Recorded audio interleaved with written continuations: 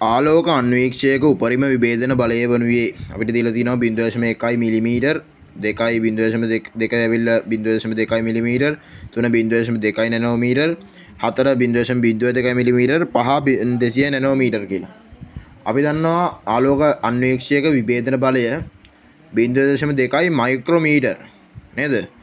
විභේදන බලය 0.2 මයික්‍රෝමීටර්. දැන් බලන්න මේක මම ලියලා තියෙනවා ආලෝක අන්වීක්ෂයේ විභේදන බලය 0.2 මයික්‍රෝමීටර් කියලා. අපිට පුළුවන් නේද මයික්‍රෝ වෙනුවට 10 ඍණ 6 දාගන්න. 10 ඍණ 6 දානවා. ඊට පස්සේ අපි 10 ඍණ 3කින් වැඩි කරලා මේක 200ක් කරගන්නවා. හරිද? 10 ඍණ 6 10 ඍණ 3කින් වැඩි කරාම අපිට එනවා 10 ඍණ 9ක් මේ තියෙන්නේ. 10 ඍණ 9ක් කියන්නේ මොකද්ද? මොන මීටරද? නැනෝ. හරි නැනෝ. එහෙනම් නැනෝමීටර්. ඒ කියන්නේ 200යි නැනෝමීටර්. උත්තරේ එන්නේ 5 200යි නැනෝමීටර් කියලා.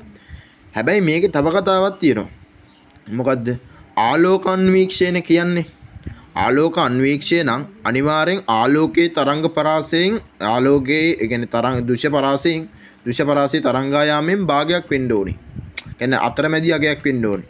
දැන් සාමාන්‍යයෙන් නැනෝමීටර 400ත් 700නේ දෘශ්‍ය පරාසය. ඕකෙන් 400න් භාගය වගේ තමයි එන්න ඕනේ. කියන්නේ 200 තමයි උත්තරේ. එහෙම ගන්නත් පුළුවන්.